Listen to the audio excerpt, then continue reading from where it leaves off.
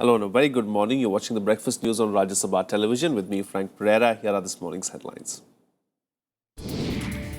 Prime Minister all set to launch 3 schemes to develop cities and towns, including the ambitious Smart Cities Mission, Atal Mission and Urban Housing for All. Government stands by its ministers, rules out their resignation despite opposition allegations of misdoings. Pace saver for Indian cricket team in Bangladesh. Men in blue beat the hosts in the third and final ODI at Mirpur.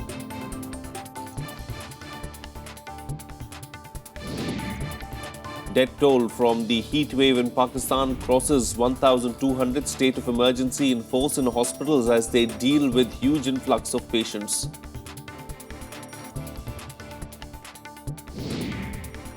And Greece back to square one as international creditors reject the latest reform proposals put forth by Athens.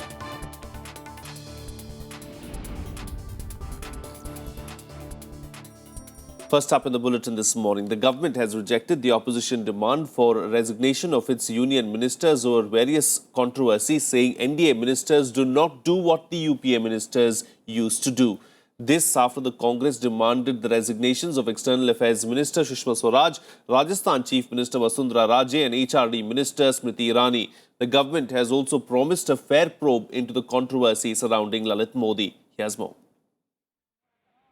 Even as the Lalit Modi controversy continues to make headlines in India, Finance Minister Arun Jaitley defended the government in the United States.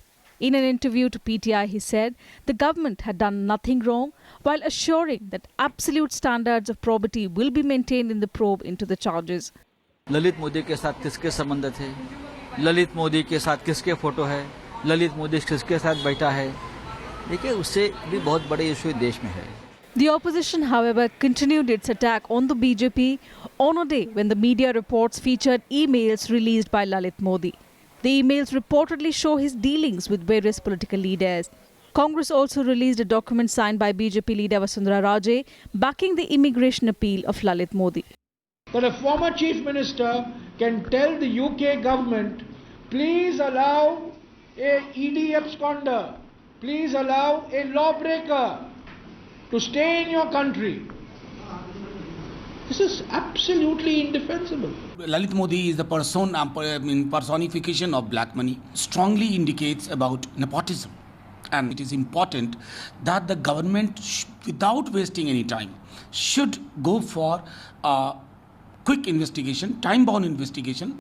Lalit Modi went to London in 2010 after the Indian Premier League got embroiled in allegations of match fixing and illegal betting.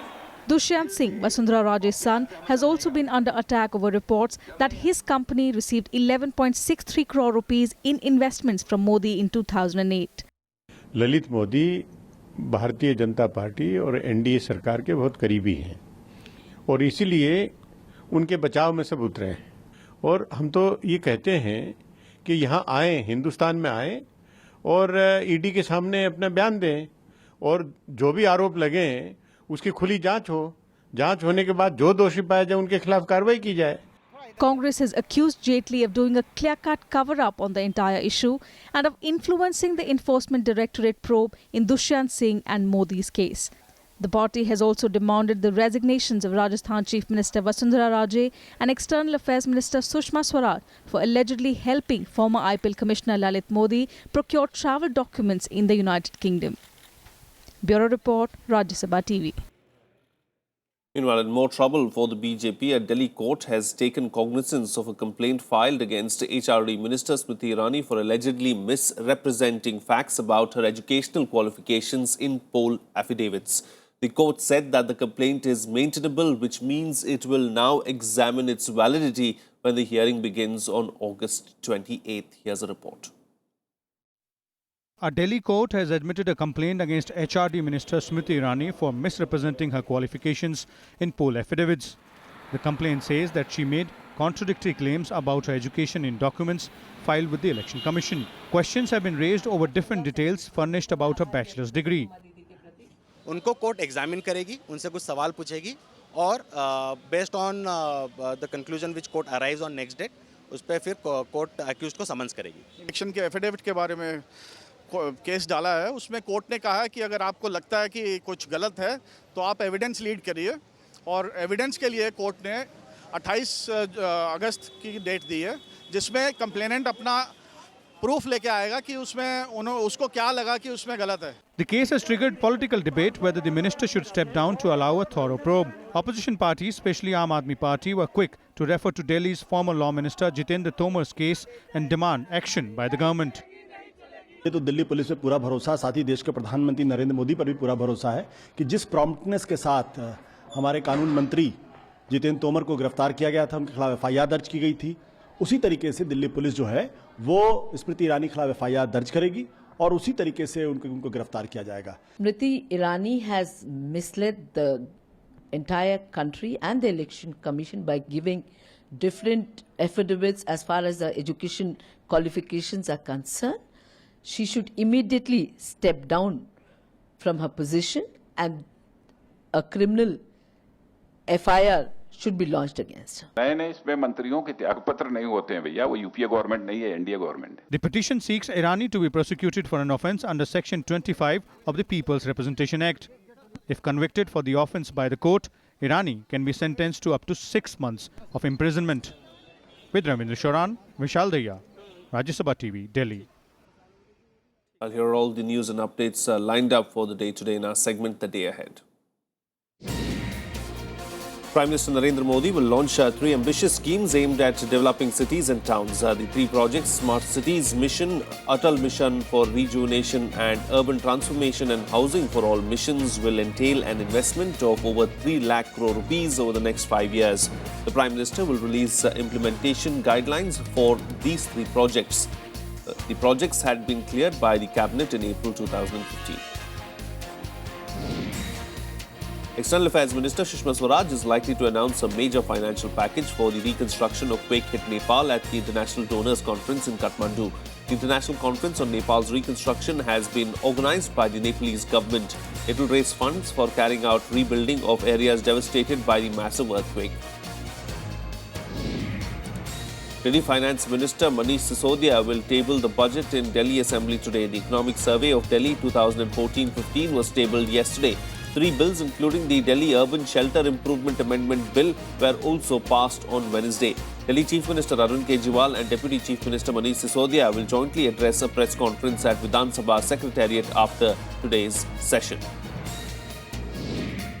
The first cut-off for the Delhi University undergraduate programs will be released today. The cut-offs are expected to be high as there are over 1,000 applications with 100% best 4 aggregate and over 18,000 applications with over 99% aggregate. Admissions will start today at 9 a.m. for day colleges and at 4 p.m. for evening colleges. The monsoon session of Parliament is all set to begin on the 21st of July. The Cabinet Committee on Parliamentary Affairs recommended the date 2 days after Eid, but the session is likely to be curtailed to be a 3-week affair. The government is keen to push through key reforms in this session. After the budget session, which saw the highest number of sittings in Lok Sabha in the last 5 years, the government will be looking to pass key legislations which are seen as crucial to push its reforms agenda. But the session could be a stormy one with opposition uproar expected on number of issues. Leader of the opposition in the Rajya Sabha, Ghulam Nabi Azad, has warned that it would be virtually impossible to transact any business if opposition demands over the Lalit Modi issue are not met.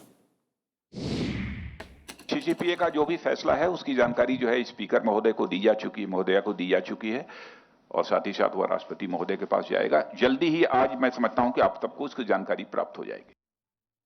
Moving on now, at least 45 people have died in Gujarat after heavy floods caused by incessant rainfall inundated several parts of the state. Gujarat received heavy showers as a deep depression formed over the Arabian Sea. The non-stop rainfall led to flooding in many parts in Gir Somnath district. The Indian Met Department has predicted heavy to very heavy showers over the next 2 days as well. Authorities claim that they are geared up to tackle any problems arising out of the floods. There is good news from Assam though. Floodwaters that have all but submerged the state are now receding slowly but steadily. Now here are the other significant stories from across the country in Nationwide. Congress has accused Maharashtra Minister for Women and Child Welfare Development Pankaja Munde of involvement in a multi-crore scam.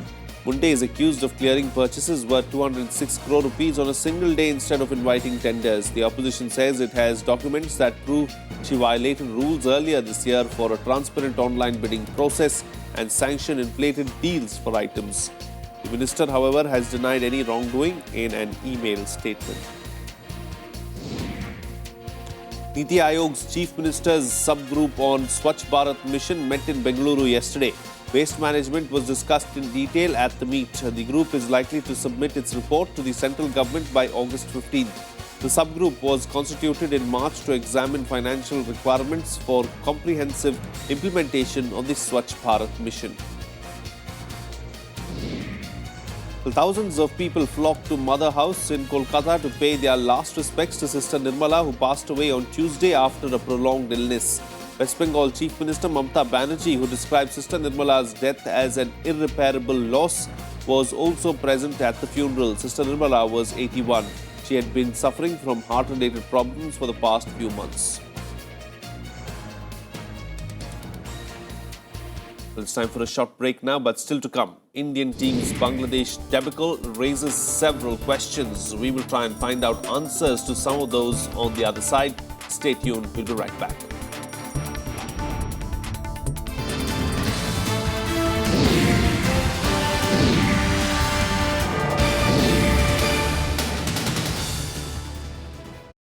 Hottest topics. If you can facilitate the opening up and the expansion of the international border trade, you can add to the economy. 370 धारा जो है वो जम्मू कश्मीर को मुल्क के साथ जोड़े रखती है. Candid confessions.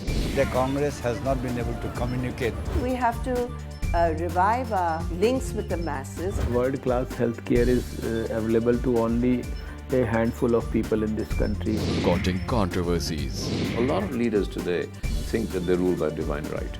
Now, media has become manageable. Watch RSTV engaged personalities to the point. Every Wednesday, 10 p.m., Thursday, 1:30 and 5:30 p.m.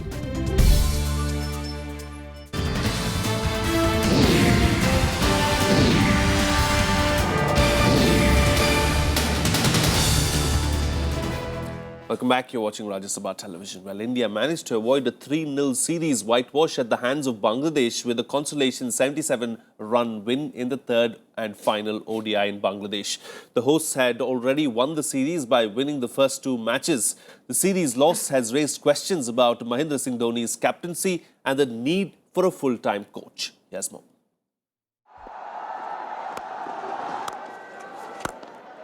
Nice shot. India went into the third and final ODI against Bangladesh staring at a 3-0 whitewash. Bit of width this time. Rohit Sharma. Put into bat first, the men in blue were more cautious in their approach, with all top 5 batsmen getting a good start.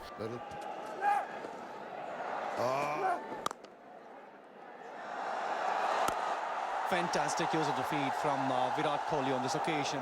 However, the 50s from opener Shikhar Dhawan and captain MS Dhoni, along with some power hitting by Suresh Raina, helped India put up their best batting performance of this ODI series with a total of 317 for 6.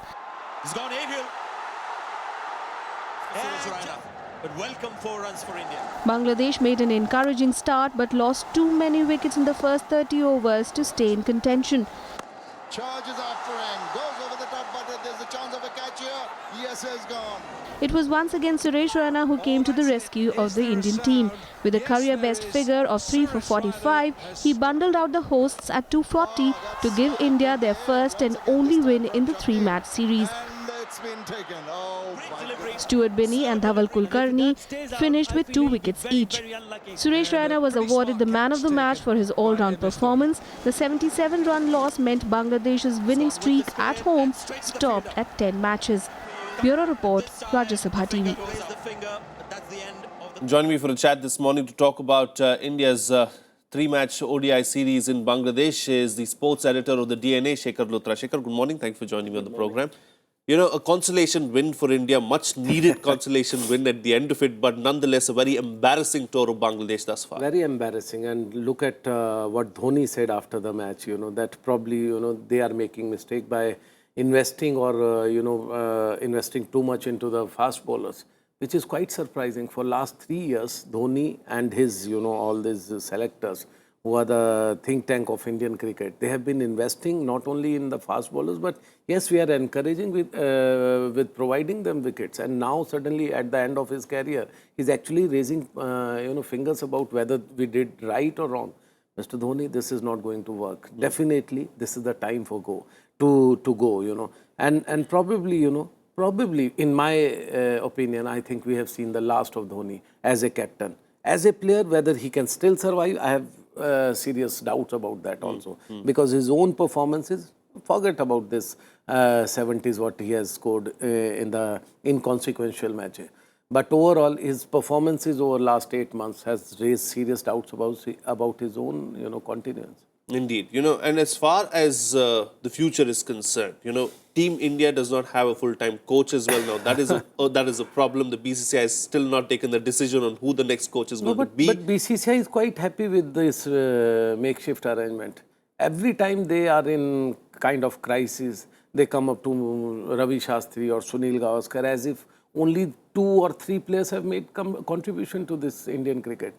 We have been, playing cricket for more than 70 years. Is there only 2 or 3 players who have made contribution? Or for that matter, the new advisory committee of Tendulkar, Ganguly. Lakshman. Is there nobody else in Indian cricket? That probably means, and I know it for a fact, that they know that if they, just keep these players quiet, probably nobody is going to raise fingers. Everybody will say, oh, Tendulkar is there. Whereas they are not taking their services. It is only a makeshift kind of arrangement to silence their critics in order to, to have their, free run in the BCCI. So what went so horribly wrong in this particular tournament? Is India playing with its best 11 or not? No, definitely not. I have been saying it for so many times. What is Stuart Binney doing there? Just because his father is a selector?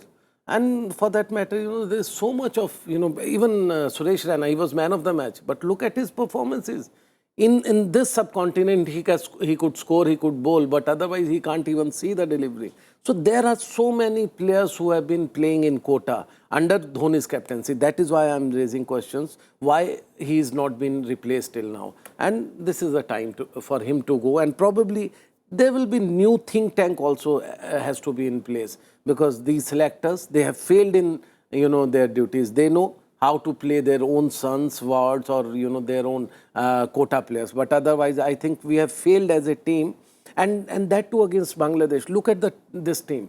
They chase so well, even chasing 317 kind of score. They never actually threw their towel. They were chasing it so well, and in the 6th wicket also, there was a partnership of about 49 or 50. So look at their, confidence level. And also, remember, they won the toss, they wanted to chase. They wanted to prove that, we can chase even against, India. And that is the kind of confidence they had. Indeed. It's a rejuvenated Bangladeshi side. I mean, we shouldn't take anything away from them. They've played extremely well in this entire tournament. And not just these 3 matches, they've played extremely well against Pakistan as well. So are we seeing a different Bangladesh side now? I'm very happy about Bangladesh, because I was a firm critic of Bangladesh cricket. They could not do so well in the last 15 years in Test cricket. But when it comes to one day, yes, it's a completely transformed side. And also because of heat streak.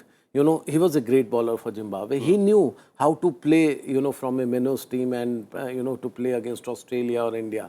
He probably instilled that kind of confidence in this Bangladeshi side. And look at their bowling attack. With that gentle medium pace, still they are trying to move, they are trying to cut. And they have rattled this Indian side.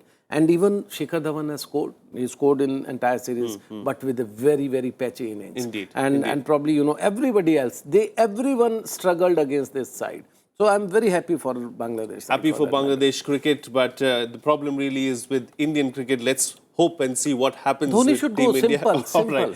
All right. Dhoni should go is what Shekhar is saying. Thank you so much, Shekhar, for joining us on the program this morning and putting things into perspective for us and sharing your expertise on this subject. Now, here's all the overnight sports news that you might have missed in our sports beat. Top seeds Sania Mirza and Martina Hingis routed the pair of Karolina Pliskova and Michaela Krajicek to sail into the quarterfinals of the WTA Aegon International on Wednesday. Sania and Hingis thrashed the unseeded Czech-Dutch pair 6-0, 6-2. This is the last grass court tournament before Wimbledon. Riding on Rani Rampal's brace, India boosted their chances of reaching the quarterfinals from Pool B in the Women's Hockey World League semi-final as they edged past Poland 3-1 on Wednesday. Rani and Vandana scored for India. In their final Pool B clash, India will face world number 2 Australia on Saturday. Men's and women's number 1 ranked tennis players Novak Djokovic and Serena Williams have been named top seeds for the upcoming Wimbledon Championship starting June 29th. Former world number 1 Rafael Nadal is seeded 10th due to his recent form, while 17-time Slam winner Roger Federer will be seeded number 2. Well, the swimming finals produced the bulk of medals won at the European Games on Wednesday on the day 12 of the competition. In late action in the pool, Russia won the women's 4x100 meters relay gold in a time of 3 minutes 43.63 seconds. The men's 100-meter backstroke final went to Britain. Russia also won the women's 400 meters freestyle, while Germany took gold in the women's 200 meters butterfly. Reigning world and Olympic sprint champion Usain Bolt will return to the basics when he runs the 100 meters at the Jamaica Athletics Championships today. Bolt had not originally planned to run at the national trials for the Jamaican squad, having already assured himself of a spot in the field. Bolt has buys in both the World 100 and 200 after winning both events 2 years ago in Moscow. Time for a short break now, but all the international news on the other side. Stay tuned, we'll be right back.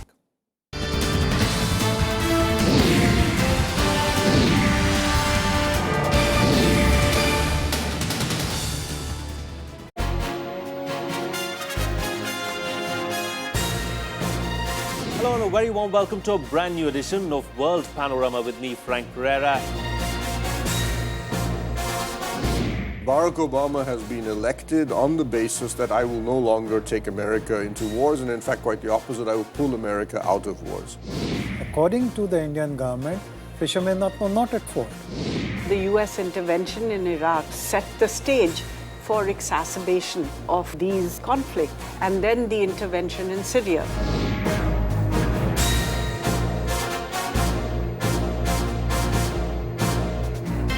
Watch World Panorama at these times on Rajya Sabha television.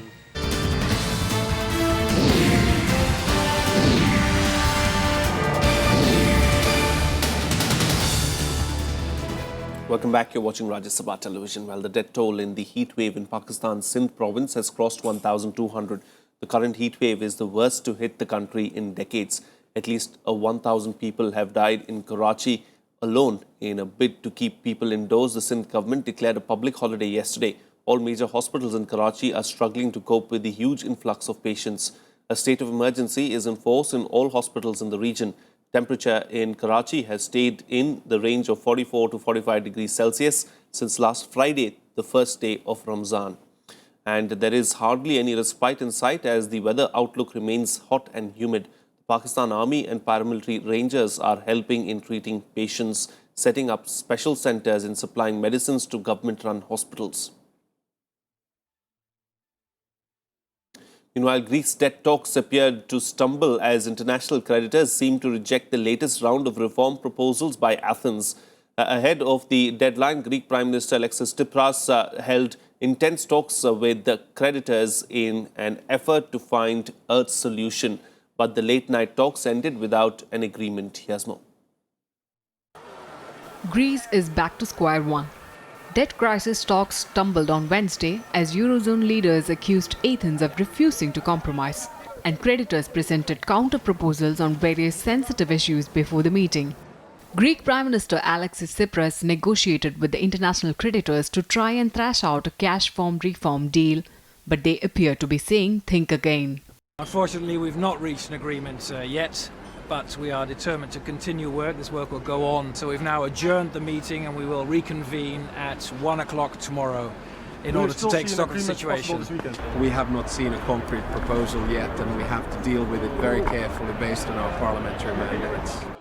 Greece says the revised list of demands from international creditors is absurd. The creditors are demanding sweeping changes to Greece's tax reforms and proposals. Reports suggest that the latest proposals include new taxes on businesses and the wealthy, selective increases in VAT, savings in pensions linked to curbing early retirement and increasing pension contributions. Also, there will be no further reductions in pensions or public sector wages, which are red lines for the Greek government. Greece must pay the IMF 1.6 billion euros before June 30th or face default. If an agreement is reached, it will have to be endorsed by the Greece parliament.